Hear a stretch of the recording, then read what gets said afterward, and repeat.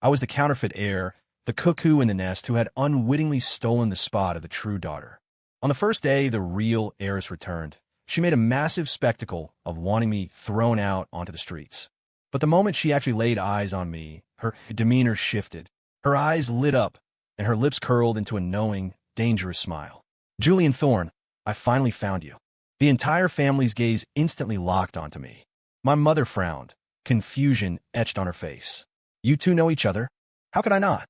This real daughter looked exactly like my ex-girlfriend from New York, the psycho heiress I'd fled from. Earlier that day, I was standing on the putting green at the country club with my best friend, Brody. The sun was beating down on the manicured grass as I swung my club. The ball sank perfectly into the hole. Just as I was about to celebrate, my phone buzzed. It was Grandfather Silas. "You aren't a Thorne," the old man said, his voice gravelly and blunt. "The real daughter is sitting in the living room right now. That little girl has claws. I'm afraid you're no match for her." Grandfather never sugar-coated anything. It stung. Brody noticed my expression drop. "What's up? That Sterling girl harassing you again?" "No, I have to go home. Now." I left Brody there, flooring the gas pedal of my Porsche all the way back to the estate. The Thorne family built its empire on real estate and bloodlines. For 20 years, I had been groomed as the heir, my life mapped out down to the arranged marriage with the Sterling family heiress. It was all a merger, strictly business. This sudden appearance of a real daughter sounded like a play for the family trust. I hadn't even stepped into the foyer when I heard her voice. It was melodic but laced with aggression. "Since the DNA is clear, please ask him to move out immediately. We shouldn't waste everyone's time."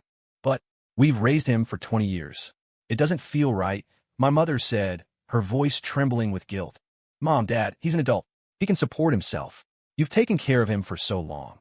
Are you going to hide the truth and let him resent you later?" She was exactly as Grandfather described, manipulative. A few sentences in, and she was already driving a wedge between me and my parents. But that voice, why was it so familiar? I pushed the heavy oak doors open, ready to shout, "Why are you in such a rush to kick me out?" But before the words left my mouth, she turned around slowly. I froze, feeling like I'd been struck by lightning. That face. It was her, my New York nightmare. The real heiress looked surprised for a split second, then her eyes glittered with predatory delight. My heart hammered against my ribs. My first instinct was to run. "Julian Thorne, freeze!" Damn it, I couldn't make a scene in front of Mom and Dad. "You know each other?" Mom asked, her brow furrowed. She walked over, her fingers clamping onto my arm like a vice, pinching the tender flesh while smiling sweetly at my parents. "We do. We met back in college." "Small world, isn't it?" I gritted my teeth against the pain, forcing a smile. "Yeah, small world." She leaned in close to my ear, her whisper like ice. "I looked everywhere for you. You can't run this time." I had met Victoria Vance in New York City during a business immersion program at Columbia. Victoria was the campus legend, aloof, aristocratic, and brilliant. The dream girl of every finance bro in the tri-state area.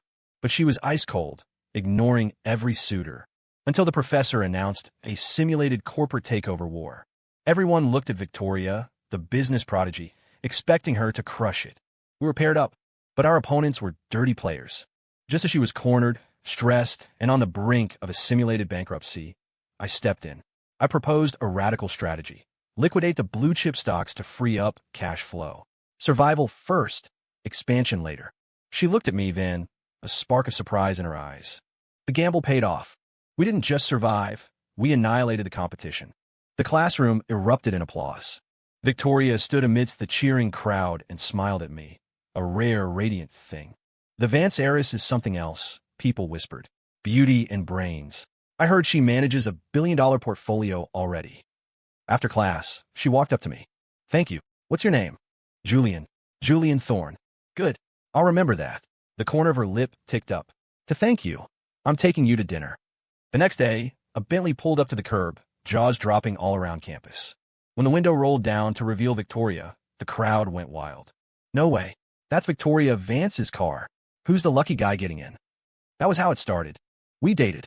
We hit the best Michelin star restaurants in Manhattan, watched indie films, debated market trends, and vacationed in the Hamptons. Then one day, she looked at me with intense, burning eyes. "Julian, let's get married." I panicked. I was young, a playboy heir who wasn't ready to be tied down. So, I did the mature thing. I ghosted her. I fled New York and ran back to Chicago. As I was leaving the city, I saw the massive digital billboard in Times Square, the one that cost 50 grand for 10 seconds. Victoria's face was plastered on it, looming over the city. The text read, "Julian Thorne, you just wait. I will find you. Since you two know each other, that's perfect. It'll help you bond," Dad said, trying to diffuse the tension. "This is your sister, Victoria. Julian, you probably know by now. You aren't our." "Mom, Dad, I know. Since my sister is back, I'll pack my things and move out." "No." Both Mom and Victoria shouted at the same time. Victoria pinched my arm again, hard, her smile never wavering. "I just got back. How can I let my big brother live on the streets? It's so unsafe out there. Right, brother?" She shot me a look that promised murder if I disagreed. My face was flushed with pain. I squeezed out a reply. "Sister is right. Mom, Dad, I'll stay. It's safer." My parents looked bewildered. They couldn't understand why Victoria, who had been demanding my eviction 5 minutes ago, had done a complete 180. But Mom was relieved. "That's good," Mom said quickly. "I'll have the housekeeper, Mrs. Higgins, prepare a guest room for Victoria." "No." Victoria's voice cut through the air. Silence. Everyone stared at her. "Then where will your brother sleep?" Mom asked cautiously. Victoria's eyes gleamed. Let him sleep in the storage room in the attic." "The storage room? But how can we?" Dad started. Victoria dug her nails into my bicep again. "Brother, what do you think?" Yes. I like small spaces. Cozy. The attic is fine. If sister likes my room, she should have it." My parents looked completely bewildered. "Is the boy running a fever? Is he delirious?" "I'm fine, really. Mrs. Higgins, please clear out the attic." "Yes, young master." My parents looked moved, thinking I was being incredibly gracious to the new arrival. Little did they know I was being held hostage. I quickly led Victoria upstairs to my room, leaving my parents to marvel at my maturity. "Julian is really grown up," I heard Dad sigh. So, Victoria took over my master suite, and I was relegated to a dusty room filled with old holiday decorations. To celebrate her return, Mom ordered a feast. Filet mignon, lobster thermidor, the works. I was starving after golf. I reached for a piece of lobster. Slap. Mom swatted my hand away. "That is for your sister." "How can you be so greedy? It's all the hospital's fault for the switch. Your sister suffered for years." She placed the lobster onto Victoria's plate. "Tori, honey, I know you had a hard life and probably never ate good food. Try this." "Hold on. Hard life?" I stared in shock. She managed a billion-dollar portfolio in New York. Victoria blinked her doe eyes at me, putting on a pitiful expression. "Thank you, Mommy. I haven't had food this good in so long. I feel so blessed." This woman, I noticed she was wearing a simple, off-the-rack sundress. No diseño labios. But nothing could hide the aristocratic posture she carried. It was laughable that my parents bought the poor girl act. She was clearly playing the victim to turn them against me. But the joke was on me. I really was the fake heir. That night, I lay on a cot in the attic, staring at the purple bruises on my arm. I couldn't sleep. Karma, I thought. This is definitely karma. Just then, the door creaked open. She was actually here. She tiptoed to my cot. "Honey, are you asleep?" I didn't make a sound. I held my breath. "Stop faking. I know you're awake." Her tone was teasing. She reached out and pinched my other arm. "Ow. Hey, stop." I sat up, rubbing my arm. "Princess, what do you want?" Well. So you were the Chicago Thorne heir all along. No wonder you had such a good head for business," she sneered. "Turns out your net worth wasn't bad. And here I thought you ran away because you felt inferior to my money. Do you know how hard it was to find you?" After a few rounds of mockery, she interrogated me on why I left. I hadn't thought that far ahead back then. I just wasn't ready for marriage. But looking at the glint in her eyes, I shuddered. If I gave the wrong answer, I might not survive the night. I used the ultimate male defense mechanism. I was wrong. Wrong? Where were you wrong? I shouldn't have left you. Victoria scowled and pinched me again. Ow, ow, ow. Oh, so you still feel pain? I thought a man like you had a heart of stone. Victoria, seriously, what do you want me to do? This is a guy's bedroom. Well, attic, why are you acting so innocent now? You weren't this shy when we were together in the city. She leaned over, aggressive. Come on, tell me. Exactly how were you wrong? She was relentless. Wasn't my quiet exit enough of a hint? Women are impossible. Seeing the murderous intent in her eyes, I panicked. Okay. I don't know exactly where I messed up, but from now on, I'll listen to whatever you say, okay? As soon as the words left my mouth, she pinched me again. Harder. Ignoring my wails, Victoria stood up, smoothed out her dress, and nodded. That's a bit better. I'm satisfied for today. I suspected she just came up here specifically to bruise me. Wait, I asked as she turned to leave. You're really my parents' daughter? Then what about my biological parents? How are they? She paused, her back to me. Your parents were good people. Great people.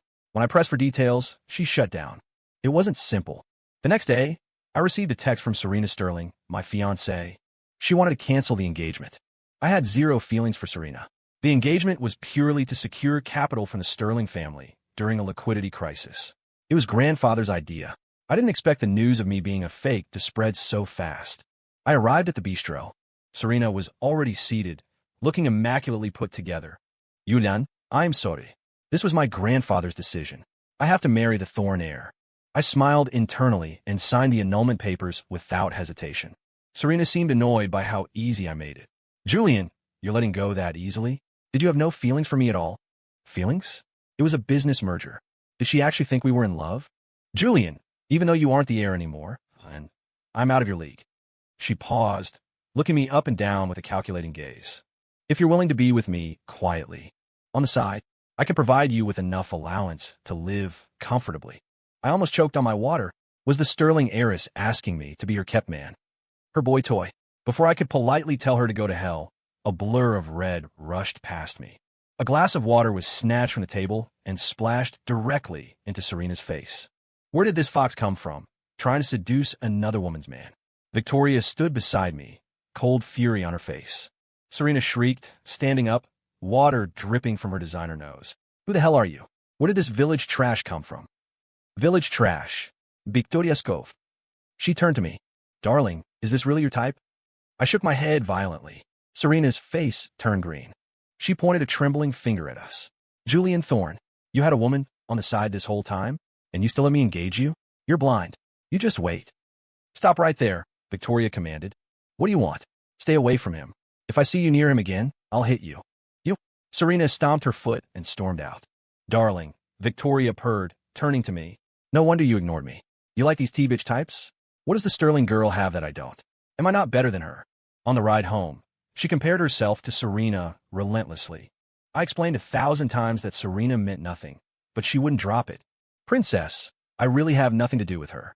How can I make you believe me? Really? Then kiss me. Looking at her teasing eyes, my heart skipped a beat. I leaned in. It felt like falling into a trap, but a very sweet one. We were back in it. But offending the Sterling family meant trouble was coming. Back at the estate, my parents announced a gala to formally introduce Victoria. They invited every elite family in Chicago. Victoria promised me a surprise. Given her track record with surprises, like the Times Square billboard, I was terrified. The banquet hall was dripping in gold and crystal. I stood in the corner, nursing an espresso martini. My friend Brody was buzzing in my ear. Julian, even if you aren't the heir, I've got your back. You'll never go hungry. Suddenly, his eyes went wide. Whoa, look at that. I followed his gaze.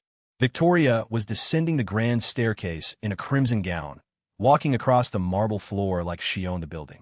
She was cold, regal, and breathtaking. The room went silent. Who is she? I've never seen her in Chicago before. Brody was practically drooling. I smirked. Don't bother. That's my girlfriend. What? Brody choked. Julian, stop lying. Since when do you have a girlfriend that looks like that? Can you stop acting like? Holy crap. She's walking over here, Brody whispered frantically. She's totally into me. I smacked the back of his head. Dream on. Victoria stopped in front of us, hooked her arm through mine, and smiled elegantly. Darling, introduce me to your friends. Brody's jaw hit the floor. Bro, I didn't think you were serious. You've been hiding her. I felt the eyes of the room on us. Envy, jealousy. It was high profile, but I didn't hate it. Just as we were turning to leave, a shrill voice cut through the air. Serena Sterling marched over. Oh look, the village girl thinks she fits in, Serena sneered.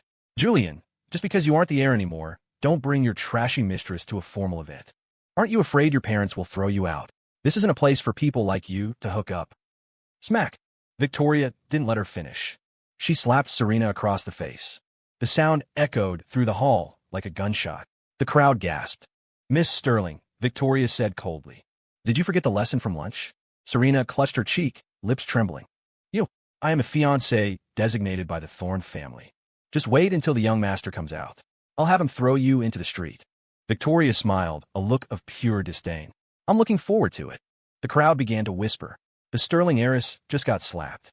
Suddenly, the crowd parted. My parents walked onto the stage. Dad took the microphone. Tonight, I want to introduce a true member of the Thorne family. Our daughter, Victoria Thorne. Victoria walked up to the stage, bathing in the spotlight. Serena looked like she was having a stroke. Brody stood with his drink frozen halfway to his mouth. Wait, she's the daughter, someone whispered. So she's not the mistress? Victoria introduced herself briefly, then scanned the room. Her voice was calm, but ironclad. Today, in front of everyone, I have an announcement. I am formally renouncing my claim to the Thorne inheritance. Because there is someone more suitable than me. The room went dead silent. She looked at me, her gaze burning. He is the person I love most. My brother, Julian Thorne. Hundreds of eyes swiveled to me. Shock, confusion, and massive gossip potential. My parents froze. I froze. Was she implying incest? Thankfully, my parents just thought it was deep sibling affection. Mom wiped a tear from her eye. Such deep sibling love. The crowd, however, was murmuring about how weirdly intimate we seemed. Dad recovered quickly, clapping me on the shoulder. In that case, the future of the Thorne family remains with Julian. Victoria walked down to me. How was it? Did you like your gift? Honestly, I wanted freedom more than the family business. But her gesture, that was love. But then, Serena stormed over, red-faced. Julian Thorne, you hypocrites. You tricked me. Just you wait. I'm telling my grandfather to cancel every contract with the Thorne Group. Without the sterling capital, you'll be bankrupt by morning. Don't bother begging. My parents panicked. What happened? Serena, please. Ask your wonderful children. Serena spat. They're hooking up. It's disgusting. Smack. Victoria slapped her again. You really don't learn, do you? Victoria Said. You? Fine. You think being a Thorne makes you safe? My grandfather is on his way. You're dead. Heh, Victoria Chakil. I'd like to see what your grandfather can do. Mom was trembling. Tori, what is going on? We can't afford to fight the Sterlings. Dad looked pale. Julian apologized to her. Now, usually, we would have to bow down. The Sterlings were our liquidity lifeline. But they messed with the wrong woman. Mom, Dad, relax, I said. She knows what she's doing. A booming voice came from the entrance. Who dares bully my granddaughter? Is this how the Thorne family raises their children? You will give me an explanation today. My parents bowed frantically. Mr. Sterling, we are so sorry. We failed to teach them. Victoria, Julian, epaleyas. Serena smirked through her swelling cheek. Scare now? Too late. Victoria crossed her arms. What if I don't? You want Silas Sterling to come see me? Victoria asked. My grandfather? You aren't worthy to speak his name. Serena screamed. Her father was already on the phone. Assistant Zhang, cut all ties with the Thorne Group. My parents were on the verge of tears. Victoria calmly pulled out her phone. Who is so bold? Another voice rang out. Silas Sterling walked in, leaning on a cane, surrounded by bodyguards. He looked furious. Until he saw Victoria. His face went white. He looked like he'd seen a ghost. This is, Silas stammered. Mr. Sterling, Victoria Ismail Pelaitli. Silas Sterling reacted instantly. He grabbed Serena's head and forced her into a 90-degree bow. He kicked Serena's father in the shin, forcing him to kneel. I am deeply sorry for the rude behavior of my son and granddaughter. Please, Chairwoman Vance, forgive us. I will punish them immediately. Please do not take offense. Before anyone could process this, Silas beat his son and granddaughter out of the hall with his cane. Serena's screams faded down the hallway. Grandpa, why are we afraid of her? Shut up, you idiot. Do you want to bankrupt our New York operations? What just happened? Mom whispered. Dad stared at Victoria with a mix of awe and terror. Victoria became a legend overnight. Rumors started flying. Wait, isn't the Vance family in New York run by a young female genius? Was she looking for someone? Brody sat in the tea house later, shaking his head. My brother is a god. How does he have this kind of luck? Back at the estate, my parents sat us down. Talk. What's going on? I sighed. Mom, Dad. Victoria is the ex-girlfriend from New York I told you about. Mom paused. She remembered me coming home a month ago, talking about a rich heiress wanting to make me her kept man. Mom had laughed then. So, she is the Vance heiress? No wonder Silas Sterling almost had a heart attack. Dad looked confused, but Mom dragged him out of the room. Let's give them some space. Victoria and I were left alone. What did you tell your mom? I don't know. I think she approves. Victoria is mirkith. Are you shy? She leaned on my shoulder. Julian, why didn't you marry me back then? Was the Vance fortune not enough? She looked like she might cry. I couldn't tell her the truth, that I was just a commitment phobe back then. No. I had the engagement with Serena. Victoria exploded. Her again. Did you actually like that fox? Fine. I'll make the Sterling family disappear. No, no. I grabbed her. In my panic, I blurted out, I just craved your body. Slap. Scumbag. Shameless. She stormed off, leaving me holding my cheek. What did I do wrong? But after that, she changed. She started wearing lace, silk, revealing outfits, walking around the house like a runway model. Every time she came out of the shower, smelling of vanilla and trouble, she'd kiss me. Darling, didn't you crave my body? Do you like this? Okay, I admit it. I'm a sinner. We fell back into a relationship. It was intense. Eventually, we went to visit my grandfather, Silas Thorne. He was having tea with an old friend. Julian, Victoria, Comain. This is my old friend, Mr. Vance. Haven't seen him in years. I nodded politely. Mr. Vance looked up at me and dropped his teacup. Is this your grandson? He asked, trembling. Of course, my grandfather grunted. Unless he's yours? He looks exactly like my missing son. Old Vance, have you gone senile? I watch him grow up. Mr. Vance looked at Victoria. His face changed. Wait, Old Thorne, what was your son's name? The one who died? Julian's dad. My biological father was named Leo Vance. Victoria interrupted quietly. You were the granddaughter they found. Mr. Vance whispered. He looked at me, then her. His eyes filled with tears. Your mother. Was she named Sarah? How do you know? Victoria asked. Oh my God, Mr. Vance stood up and hugged her. I am your grandfather. Small world. Then, Mr. Vance turned and hugged me. My grandchildren, you've suffered so much. My grandfather, Silas Thorne, looked like his brain had short-circuited. Hey, you old bat, those are my grandkids. The two old men argued, but mostly they cried. Mr. Vance wanted to know about my parents. Victoria hesitated, then told the truth. My biological father, Leo Vance, the missing son of the New York Vances, was a narcotics detective. He was deep undercover in a cartel. When my mother went into labor, she followed him to be close. After I was born, there was chaos. The nurse switched the babies in the confusion. Later, my biological parents died in the line of duty. Victoria ended up with the Vances in New York. I ended up with the Thornes in Chicago. Hearing this, I realized why Victoria had been so fixated on me. Fate had tangled us together before we were even born. I realized I couldn't live without her. I wanted to surprise her, but fate loves a twist. I was walking to my car to go buy a ring when pain exploded in the back of my skull. Darkness. I woke up tied to a chair in a rotting warehouse. It smelled of mildew and rust. A large man with a scar across his face was squatting in front of me, playing with a switchblade. Julian Thorne, right? The Thorne heir. Tell your parents to wire the money, or we start cutting. Boss, a smaller thug interrupted. He's not the heir. He's the fake. The real one is the girl. What? The scar-faced man looked confused. We grabbed the wrong one. No, the small thug whispered. He isn't a Thorne, but he's the son of the cop who put your brother away. Oh, Scarface grinned. Even better. Should we just kill him? For revenge. Boss, murder is a life sentence. Damn it, what do we do? I realized these were the remnants of the cartel my father destroyed. Listen, I said, trying to keep my voice steady. I'm not the heir, but if you want money, I can call someone. She'll pay. How much? You figure out. 100 grand, Scarface decided. Call your friend. Tell her to bring 100,000 cash. No cops, or you die. They dialed Victoria. I know, she said calmly on the other end. Address. Oxhead Warehouse, outside the city. She hung up. Scarface laughed. She agreed fast. She must really love you. I smiled awkwardly. Is this your first kidnapping? How did you know? Scarface asked. It turned out Scarface was named Butch. He was broke and desperate. Time ticked by. Butch sat on a crate, dreaming of his 100 grand. Instead of cash, he got a sonic boom. The warehouse doors were blown off their hinges. Blinding floodlights cut through the gloom. A dozen black SUVs screeched to a halt, surrounding the building. Through the smoke, a figure walked in. Victoria wore a black trench coat, her hair whipping in the wind. Behind her was a phalanx of private security contractors with tactical gear.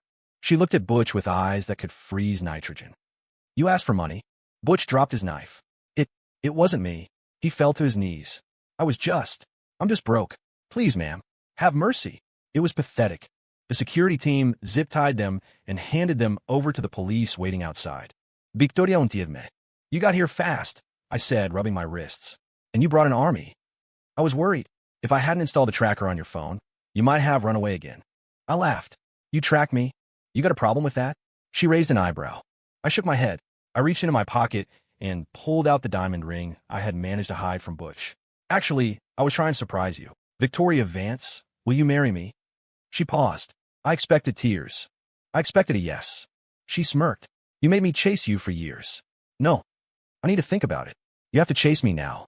Princess, are you serious? She turned and walked toward the SUVs, hips swaying. Catch me, and I might say yes. Story complete.